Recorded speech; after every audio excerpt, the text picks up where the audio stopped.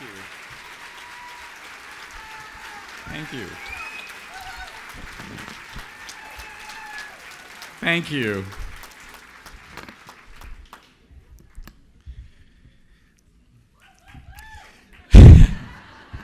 I look around the room and I see so much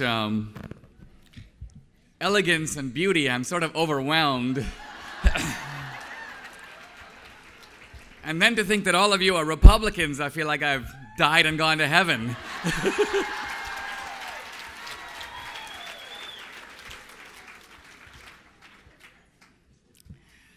A couple of hundred years ago, the American founders sat around a table in Philadelphia, and they came up with a formula for a new type of country. And the founders believed that if this formula were to be adopted, that this new country would, over time, become the most prosperous, the strongest, in a way, the most influential nation in the world. And here we are, 2 centuries later, and America is, in fact, on top of the world. And yet, our position at the top of the world is very precarious. America has only been the world's sole superpower for 20 years. America has been a superpower since World War II. But it was not until the Soviet Union collapsed in 1992 that America became the only superpower. And it seems that this position that we have on top of the world may go away, and may go away not just in this century or in our lifetime, but imminently, very soon. Something seems to be pulling America down. And yet when we look around the world, it's really hard to see what is pulling America down. We don't have a Nazi regime or a Japanese empire coursing across Asia. We don't have a Cold War with the Soviet Union with tens of thousands of nuclear missiles. We do have some enraged Muslims in the Middle East, but it's really hard to believe that they alone could take the United States down.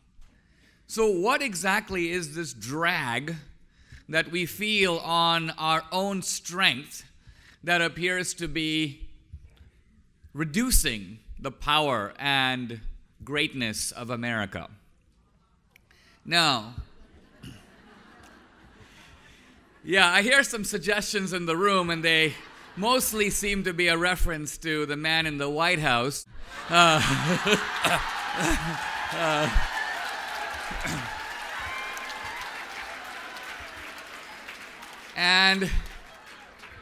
And yes,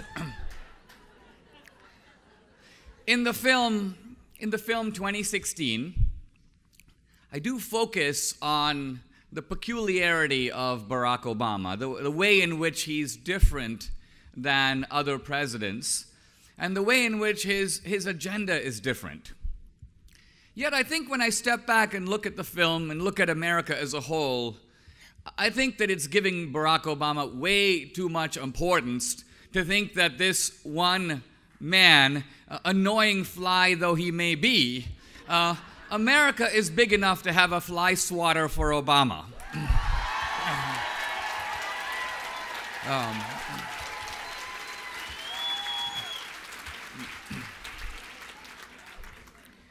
But something bigger is going on that I want to touch on this morning.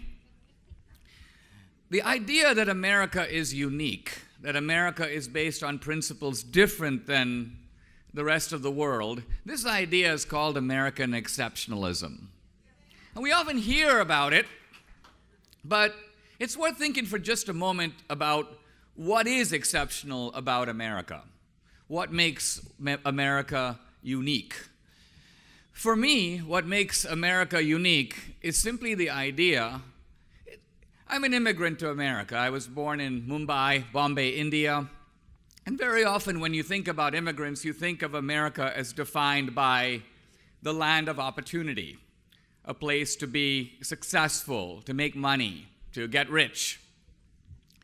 And to me, this is a true, but it's a little bit of an inadequate view of what makes America unique. It is true that America provides remarkable prosperity, not just to the affluent, but also to the ordinary guy. I'm always struck by how good the ordinary fellow has it in America.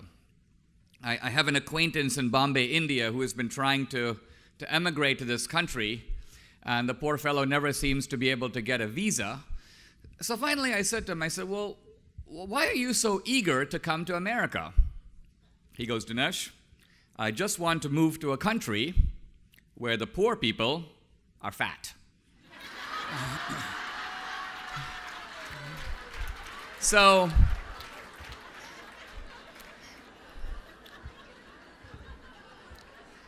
yes, America does have this material abundance. But when I think of my own life, that is not the most important thing for me about America. I asked myself not long ago how my own life would have been different if I had never come to America, if I stayed in India. I grew up in a middle-class family. My dad, an engineer, my mom, a housewife. And I grew up without great luxury, but not lacking for anything either. So if I were to ask myself materially, is my life better in America? I would have to say, yes, it is. But it is not a radical difference. My life has changed more in other ways. If I stayed in India, I would probably have lived my whole life in a 10-mile radius of where I was born. I would have married a girl of my identical socioeconomic and cultural background. I would have become an engineer like my dad, or a doctor like my grandfather, or perhaps some sort of a computer guy. What I'm trying to say is that my destiny would, to a large degree, have been given to me. This is not to say I would have had no choice, but the choice is within confined parameters. In coming to America, though, I discover something quite astonishing. I discover that I am the architect of my own destiny. In America, my life is more like a blank sheet of paper, and I am the artist. In America, your destiny isn't given to you, it is constructed by you. And therefore, if you turn to your son or daughter and say, young Billy, young Jane, what do you want to be when you grow up? You know that as a parent, you can advise them, but ultimately it is they and not you who will supply the answer to that question. So for me, the core idea of America is not just economic opportunity, but it's the idea of the self-directed life. Idea of a life where we are in the driver's seat of our own future. This is, by the way, why young people all over the world are magnetically drawn to America. Even in the Muslim world, even in places that we think of as anti-American, people find America irresistible, and I think this is the reason. This is what I want to call the spirit of 1776. This is the kind of country the founders intended to make. Now, this spirit of 1776 has been contested in our lifetime by a rival spirit that I want to call the spirit of 1968. This is the spirit of the 1960s. Obama is a product of that. So is Hillary. And it is this larger spirit of 1968 that has a very different conception of America. In fact, it represents a radical assault on the principles of the founding. I'll talk in a minute about this new film, America, that I'm working on, but the idea there is to contrast these two very different conceptions of America. Now, in 2016, the core idea of Obama was identified as the idea of anti-colonialism. And the core idea of anti-colonialism is the idea of theft. Why theft? Because actually, if you lived in the world, if you were a young man of my dad's generation growing up in Mumbai or growing up in Nairobi like Barack Obama Sr., and you looked around the world, you'd see rich countries and poor countries. People are living really well in London and Paris and New York City, and they're not living so well in Addis Ababa or Nairobi or Mumbai. And a whole generation of people said, well, why is that? And their answer seemed obvious. Their answer was, the reason this is the case is because the rich countries have invaded and occupied and looted the poor countries. Colonialism. And in fact, this was the heyday of colonialism. If you looked at the British Empire, it occupied about 1/4 of the real estate on the whole planet. And then you had to add the influence of the French and the Dutch, and then, of course, later American. And so the idea here is that the rich countries got rich through piracy, through theft. And although this idea developed in the Third World, it came to America in the 60s through the Vietnam War. Anti-colonialism became an American phenomenon because the Vietnam War, contrary to what most people realize, was in fact a colonial war. Vietnam was a colony of the French. And when the French backed out, America went in. And so although we think of it sometimes as fighting communism, from the Vietnamese point of view, from Ho Chi Minh's point of view, this was an anti-colonial war to get rid of European and Western occupation. Now here's the point I want to make. The spirit of 1968 is hostile to the American idea. Why? Because it considers the whole of America to be based on theft. This is the core of Obama's philosophy. This is the core of what we call the left. Now, what do we mean by theft? What we mean by theft is, number one, that the country was stolen from the Indians. That's the original theft. Then, it built itself on the stolen labor of African Americans. Slavery, that's the second theft. Then, half the country was stolen from Mexico in the Mexican War. So a number of American states, from Texas to California to Colorado, parts of Utah, all of these seized from Mexico around 1848 in the Mexican War. So even the physical land of the country taken from somebody else by force. And today, capitalism, our economic system, is seen as based on theft. This is actually what Obama means when he says, you didn't build that. Think for a moment about what the implications of that are. What's Obama really saying? Well, Obama explained what he's saying. What he's saying on the surface seemed kind of sensible. He's saying, well, listen, we're not entirely responsible for our own success. Obviously, other factors have contributed. And so if you have a successful business, he goes, wait a minute, you didn't just do that on your own. You used a lot of public facilities. You went to public school maybe, or you drove on the public roads to sell your product. So you're dependent on other things to make you successful. Now, if you reflect on this for a moment, you realize that this point makes no sense at all. My daughter is 18 years old. She's a freshman in college, so several months ago she took the SAT. So imagine if I were to say to her, Danielle, you got a good score on the SAT, but you don't deserve it. She goes, why not? I go, well, you took the public roads to take the test. Or what if I were to say to Obama, you don't deserve to be reelected. You're not responsible for that. After all, you took the public roads to go to your rallies. This would seem like crazy. So what is Obama actually saying? When intelligent people say crazy things, it doesn't make them crazy. It actually means that they're saying something else. What Obama's really saying, ultimately, is that the wealth of our society, that the entrepreneur who creates something doesn't really create it. That society creates wealth. And then greedy entrepreneurs swoop in and grab it. And their profit is the measure of their exploitation. So capitalism is based on theft. And what about American foreign policy? If you look at the core argument of the left, it's that American foreign policy is a disguised form of plunder. Why are we in the Middle East? Obviously to steal their oil. Why did we go into Iraq?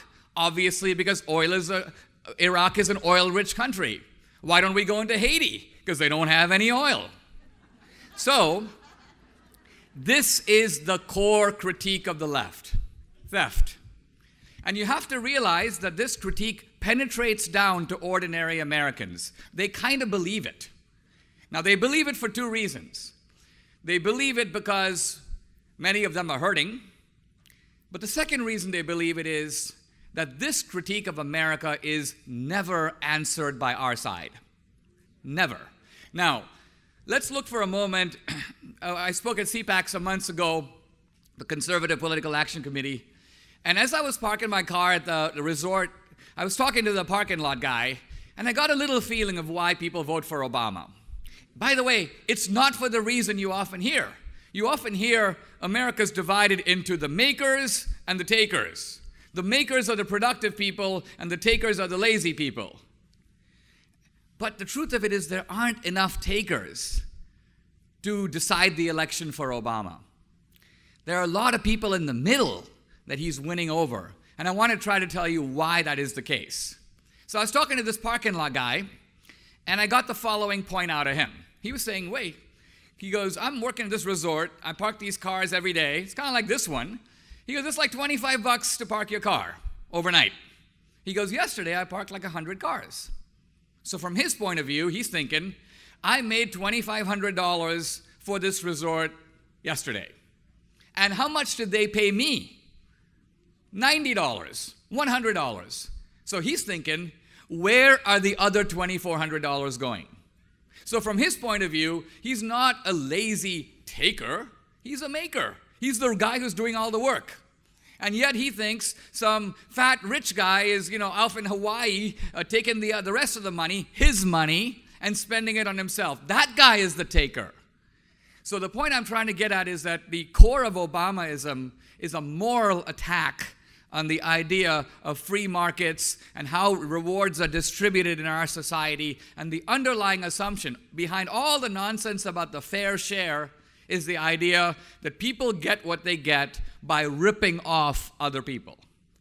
Now, again, this seems sort of ridiculous, but at the same time, this leftist argument of 1968 is not an easy argument to answer, which is why it's never answered on our side. Turn on talk radio, turn on the Fox News channel, read the conservative literature. Did we not, in fact, take the country from the Indians? Did we not, in fact, steal the labor from the blacks? Did we not take half of Mexico? How do we justify the rewards of capitalism? What is the principles of American foreign policy? So I realized after 2016 that the reason conservatism isn't doing better is not just because the demographics are shifting, but for two reasons. One is conservatism used to be the party of ideas, and increasingly it has become a party of strategy. All the pundits on our side all they think about is who's up, who's down, how do we get the swing voters, what do we do to mobilize the pro-life vote? This is all strategy.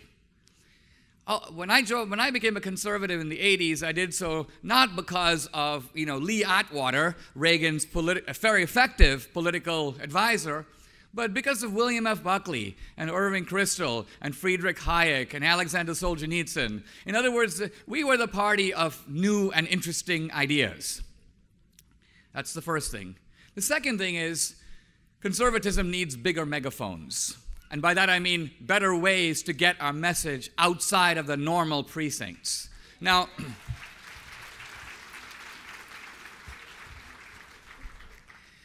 the way to do that is actually to create new forms of communication. I sort of stumbled into the idea of doing films, and because I was talking to a guy who really liked my book on Obama called The Roots of Obama's Rage. And he said, I want to buy ads in the Wall Street Journal for more people to buy your book. And I said to him, look, there's a limited audience of people in this country who buy and read hardcover books of nonfiction. So I'd like to get more people to read my book, but if we actually want to go from 50,000 or 100,000 people, my book last year called Obama's America was #1 in the New York Times bestseller list. But that means it sold about 150,000 copies. That's a lot. But it's actually nothing. 2016 has been seen by 7 million people. So I realized that we're moving toward a more visual culture. People like to get their ideas by seeing and not just reading. A film appeals to all the senses. The other thing that's very powerful about film is it operates on the emotional as well as the intellectual level. As I stood in the back of the theaters in places like Houston, I'd watch people, watch the film, and then I'd see like a Hispanic family leaving the theater. And if I talk to the guy and I go, well, what do you think? He goes, well, I didn't understand all that stuff in that film, but I'm scared of the guy. So what the film does is it works. And sometimes on the conservative side, we hear, I think very foolishly, people say, well, we are the party of reason and the left is the party of emotion. And I'm thinking, why aren't we the party of emotion? We should be the party of reason and emotion. So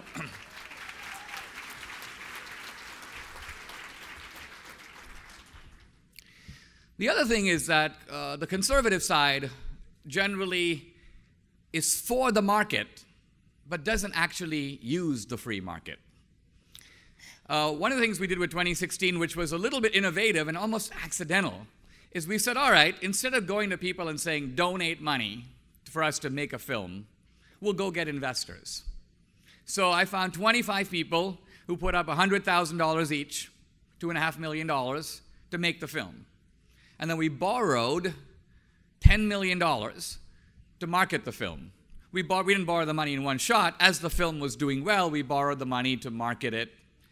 And the film to date, the film made $33 million in the box office. It's made about $8 million in DVD.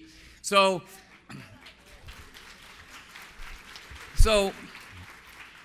the point I want to make is that all the people who invested in the film originally, I believe, thought that they were donating. They actually, it felt to them like giving to Romney. They were pretty sure that not only would they not get a return, but they probably wouldn't get their capital back, right? But the good news is that being able to go back to them, as we have, and we've now paid out we've returned capital and paid out about 90% profit to our investors. So what they say then is, okay, we'll do it again. So it becomes what I call like repeat philanthropy.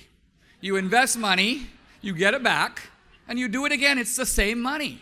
And so it allows us to now do more with the same dollars. So I think for me, in a way, it's a kind of a new model, but it's testing our own assumption.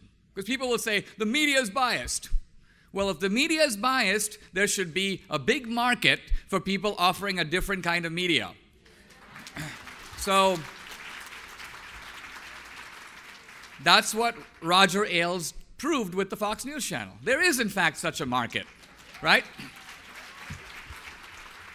So if Hollywood is biased, if Hollywood is only serving the East Coast and the West Coast and is ignoring the values of a large part of the country, well, there should be a huge market for conservative ideas and films. Now, I immediately catch myself because we're not trying to make conservative films any more than Steven Spielberg is trying to make liberal films. No, he's trying to make films. He happens to have a point of view, as I do. So the main thing is that every time that you see these conservative or Christian films, they generally have two problems. They're not that well done for the most part. And the second, they wear their politics or their religious philosophy on their sleeve. So you feel like, I'm going to see the film to get a message.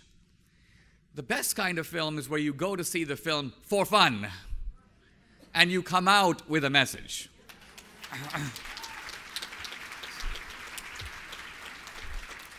So, having realized that, I decided, you know what, I'm actually going to shift my career completely. I've been kind of a think tank guy. I worked in the Reagan White House.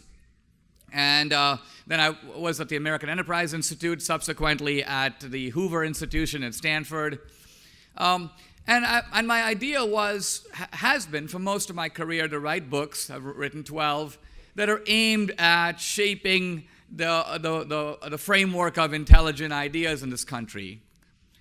But now I see there's a huge gap, and large numbers of Americans, it's not that they're uninterested in politics.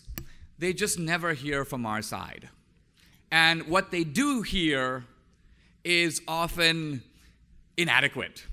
So for example, very often if you listen to radio, you turn on the TV, and by the way, the Fox News channel is nothing more than talk radio on TV. So essentially, that's our only way of getting out the message. And very often, our defense of our own ideas is in terms of slogans that clearly don't do the job. America is based on freedom. Well, the left also believes in freedom. The left believes in complete social and sexual freedom. We believe in economic freedom. It's not that we're for freedom and they're not for freedom.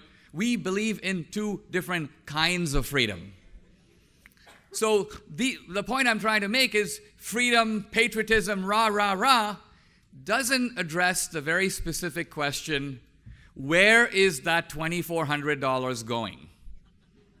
Where is it? Who deserves it? And why? My point is that capitalism has won the economic debate, but it never won the moral debate. And the left has zoomed in on this idea that capitalism is based on greed, materialism, selfishness, and plunder. So what I want to do in this new film called America is take on that argument head on. Head on.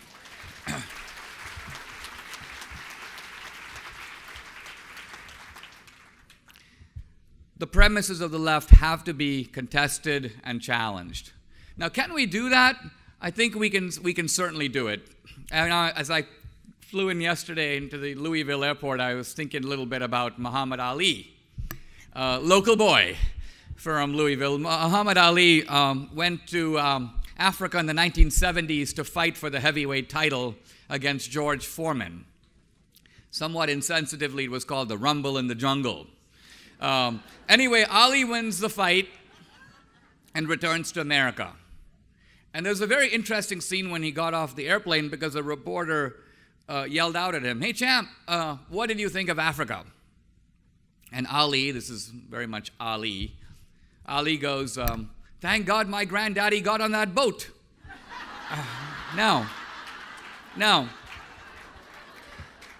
this is like vintage, vintage Ali.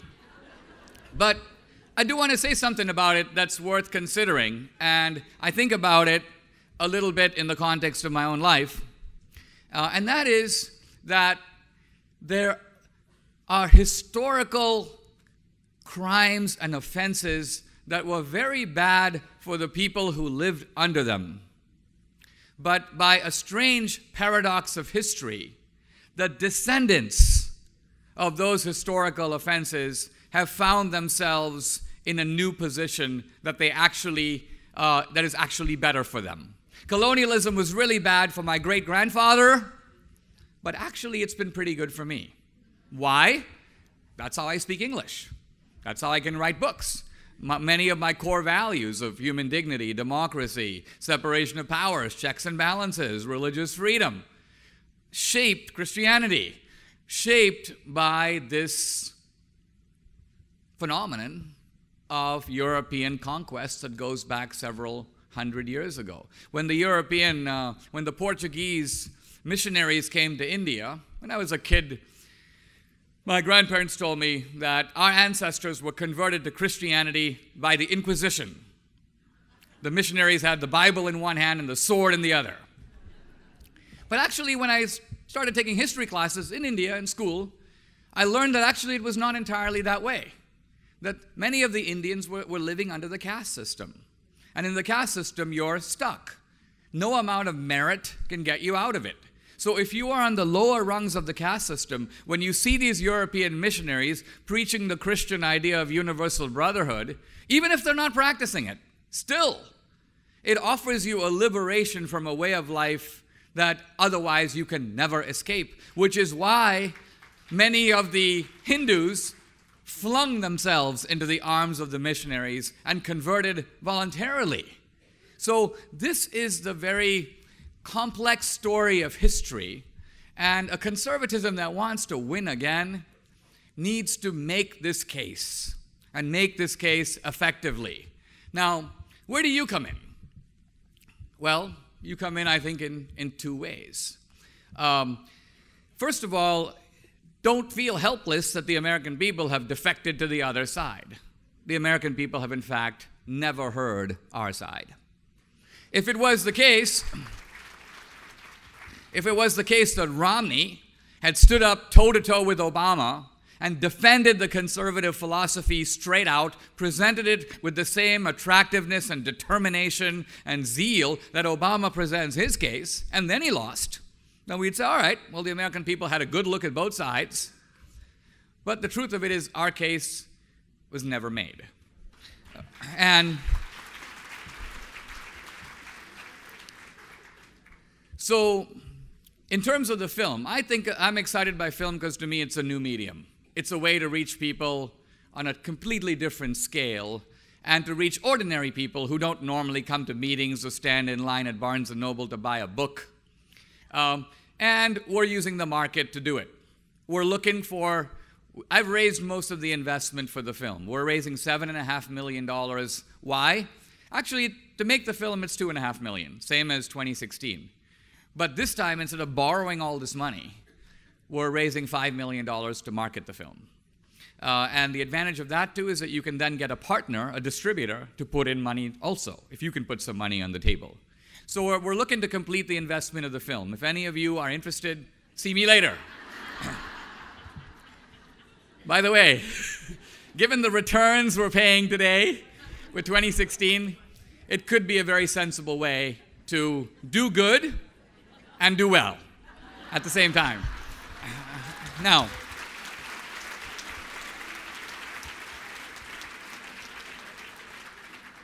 but the other thing I want to say, and my time is running a bit short, is that I also don't think you should underestimate your power as a little army. The women of America are the message carriers. And politically, women can be an incredibly powerful force, particularly in the age where the social networks that women establish anyway are multiplied through technology. So this doesn't actually require being super sophisticated about technology, but it does require simply realizing that you can take what you do and multiply by 10 or multiply by 100. I'm always amazed when I talk to my daughter to realize she has over 1,000 friends on Facebook. And she's one person. So 30 years ago, she might have said, if I have a point of view, I don't really know what I can do with it. I can write a letter to the newspaper, make a phone call into a call-in radio. That's kind of all I can do. But today, it's not just 1,000 people that she can reach, but all of them have 1,000 friends on Facebook. So 1,000 times 1,000 is 1 million. That's 1 million people in a single transaction. So the point is that actually our power as citizens and as activists is multiplied. Abraham Lincoln once said that America is ruled by public opinion. But he did not mean by this that America is ruled by the opinions of the public. Why? Because the ordinary public doesn't care. The ordinary American is perfectly happy to go about his ordinary life and will only vote if it's not raining. So their involvement in politics is minimal. But there's a silver lining in that because it means that the people who are involved in politics have a vastly disproportionate influence. In fact, I believe that America is ruled by about 500,000 people. Who are they? These are all the people who are bloggers and writers and lawyers and lobbyists and congressional aides. In other words, these are the people who are actively involved in shaping the parameters of debate. So all of you in this room are in that 500,000 people. And you realize that to actually win, you don't need 300 million. You actually just need to shape the debate for the 500,000. So it's a much more manageable challenge, and politics can be shifted amazingly by a small number of people. About 15 years ago, I began to write about political correctness, my book, A Liberal Education, and about affirmative action. And I realized when I was writing about affirmative action that the people on the side critical of affirmative action were about 6. About 6 of us. Tom Sowell, writing out of the Hoover Institution, Shelby Steele. I could actually name all the 6. And on the other side was a cast of thousands who had an interest in affirmative action. The point I'm trying to make is that 6 against 1,000, it happens to be a fair fight. Because if the 6 happen to be right, and if the 6 happen to appeal to a simple principle, do not discriminate on the basis of race or gender. Thank you. It's overwhelmingly powerful. One reason the gay marriage debate is difficult for our side is that the other side is appealing to a very simple principle, and we are stumbling and inarticulate in knowing how to answer it. So, ideas and communication, I think, are the key to our success. It was Martin Luther King who said a long time ago, this is not about the content of our character, but he said, ultimately, we are all in this country a minority of one. He's talking about individualism. And he said that we have freedom, but with that freedom comes responsibility. He says, ultimately, every man must write with his own hand the charter of his Emancipation Proclamation. And what he means is that we are entitled to rights, but ultimately our destiny, what we do with those rights, that is up to us. This, to me, is the Republican philosophy. This, to me, is the American philosophy. If it's effectively generated and effectively communicated, we will not merely endure, we will also prevail. Thank you very much. Thank you.